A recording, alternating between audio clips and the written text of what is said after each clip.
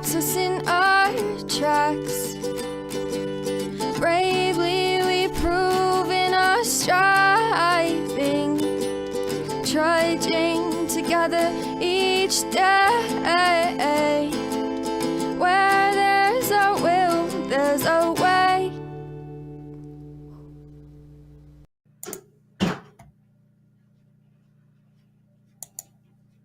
Good morning to you.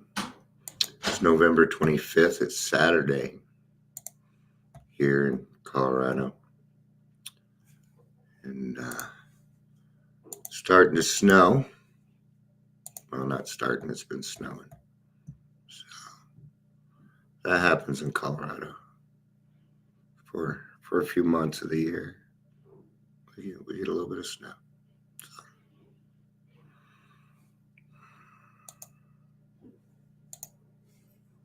Today I saw the nerve of somebody taking credit for the 6.5 billion. The 6.5 billion Sackler money.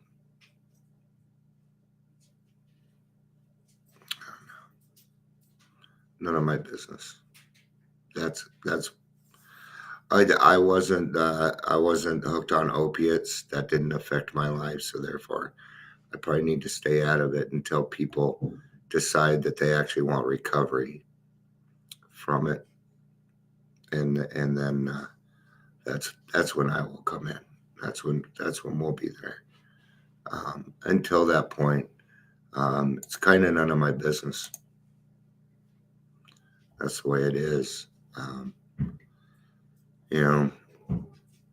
There's a lot of things I could say on it. I'm sure I could be helpful, but there's also some people out there that I feel would be a much better representation than I would. I'm more of an alcoholic, recovery type person. So.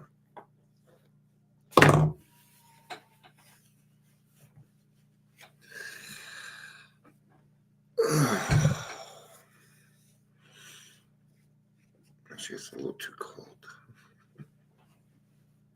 It's all right. I'll get through it.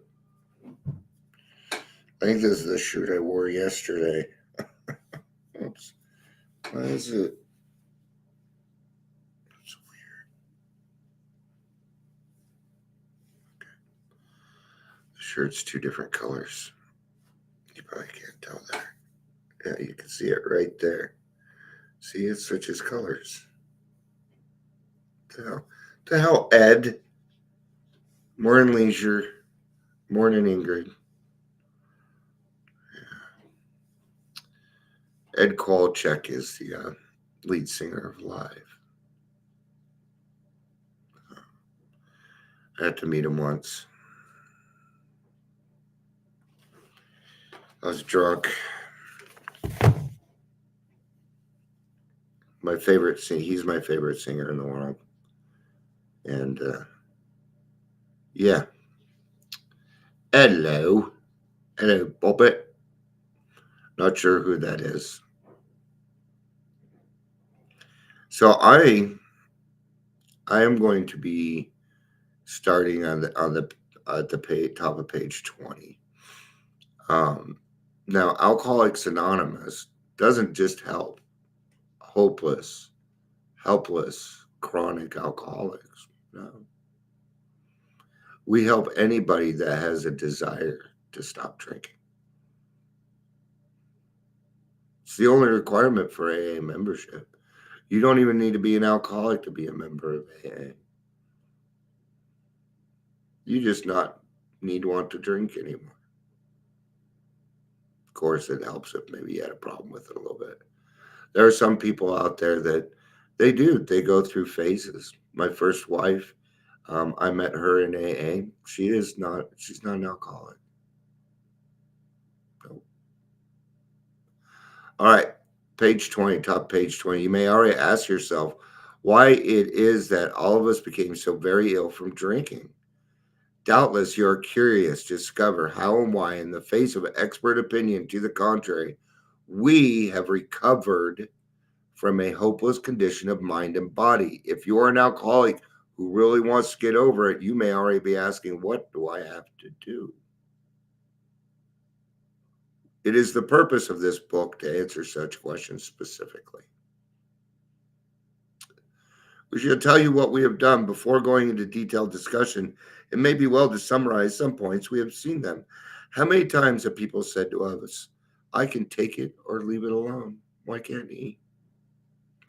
Why don't you drink like a gentleman or quit? That fellow can't handle his liquor. Why don't you try beer and lay out beer and wine? Lay off the hard stuff.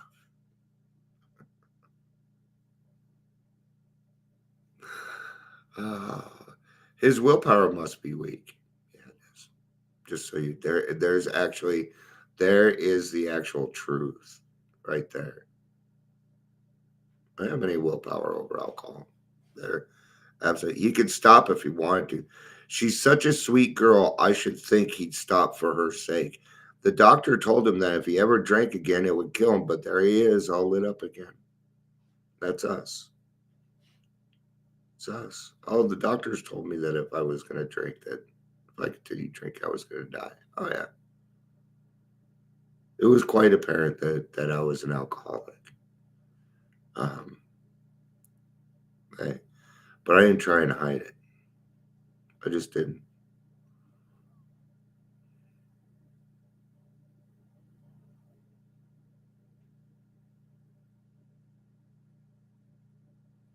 Yeah.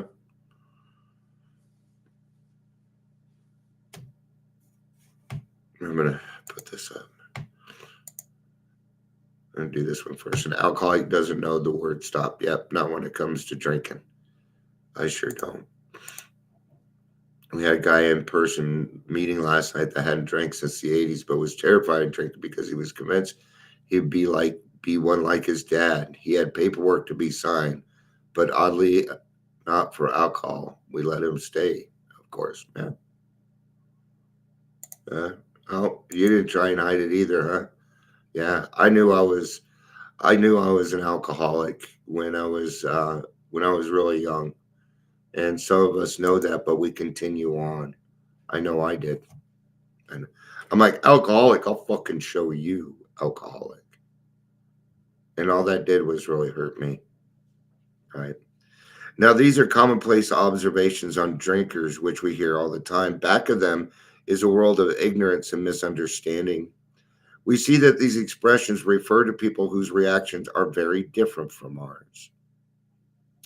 Moderate drinkers have little trouble in giving up liquor entirely if they have good reason for it. They can take it or leave it alone.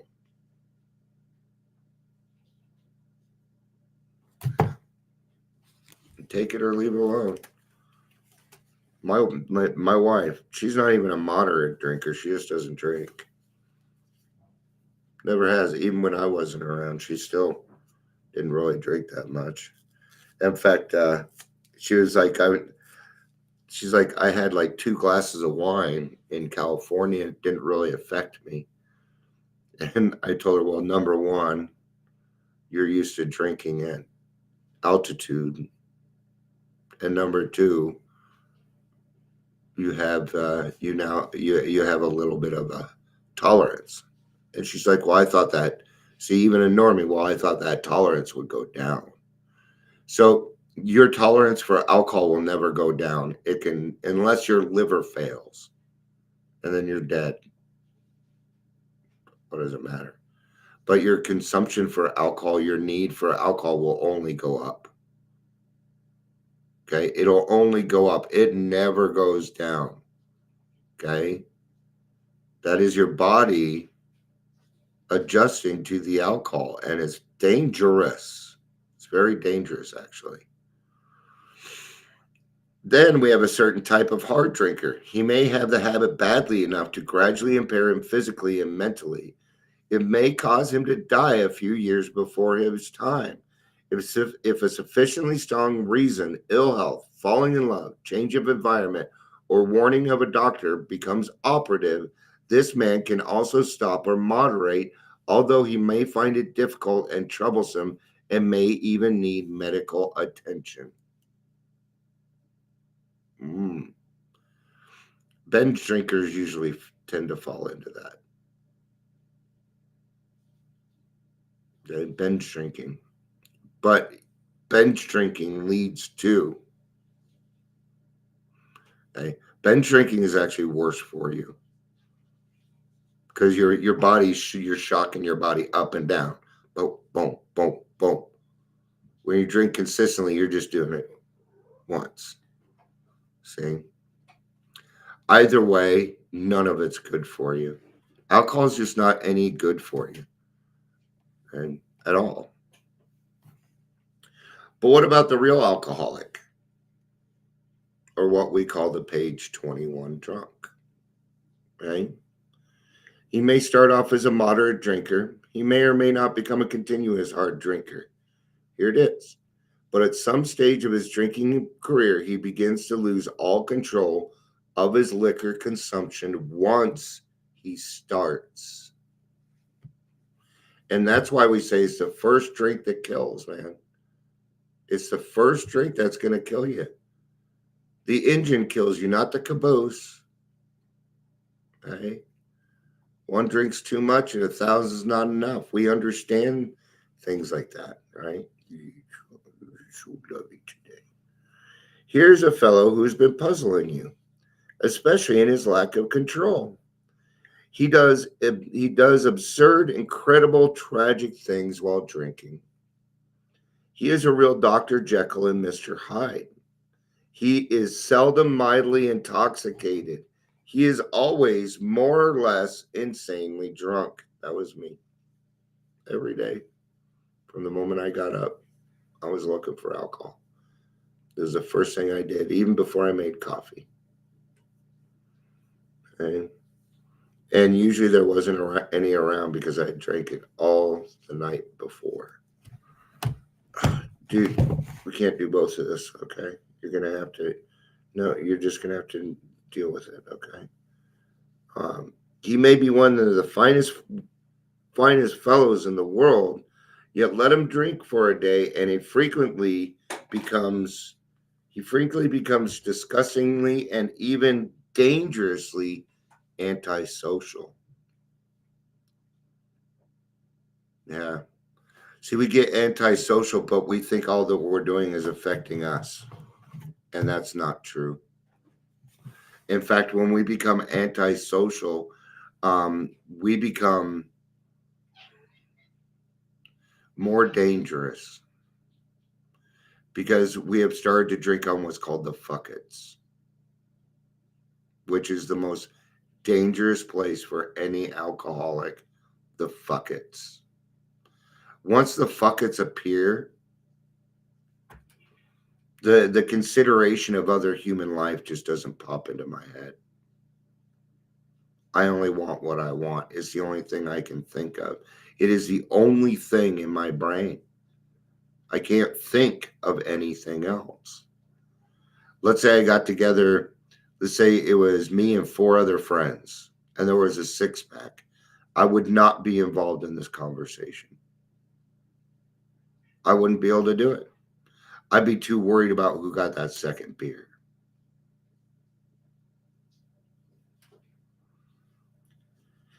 He has a positive genius for getting tight at exactly the wrong moment, particularly when some important decision must be made or engagement kept.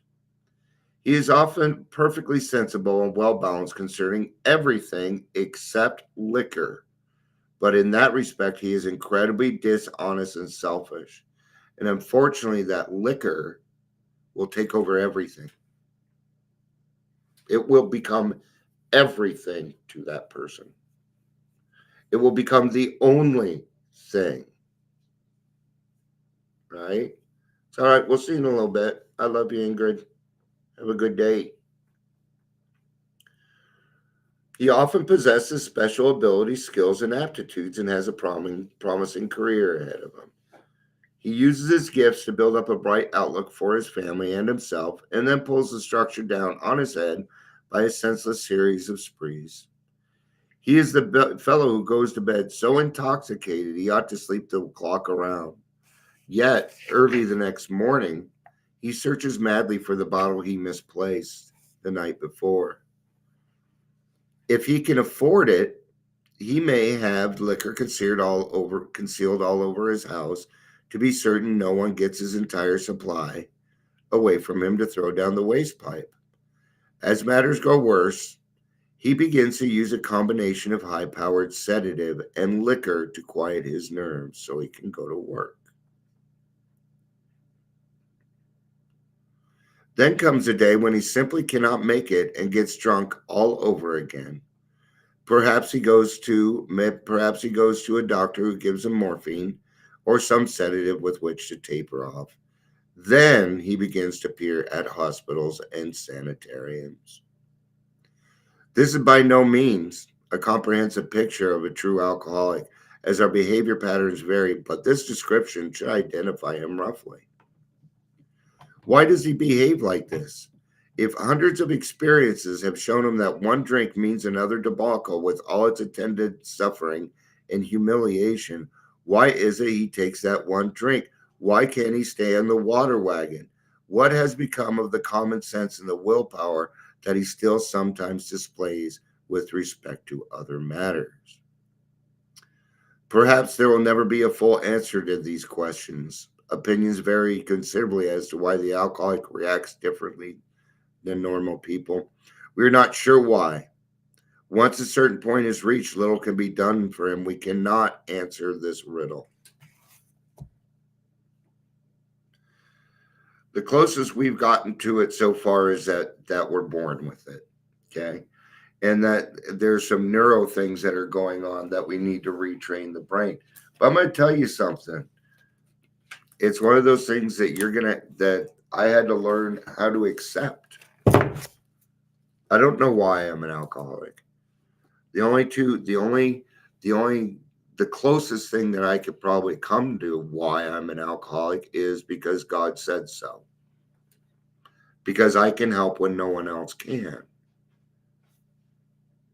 Okay? But if we sit here and ask why, what we're doing is just arguing with God, and we may never get that answer in this lifetime. And we're going to have to be okay with that. It's one of those things that we need to accept on faith. All right. Thank you, everybody, for being here. I love you all. Peace out and have a day.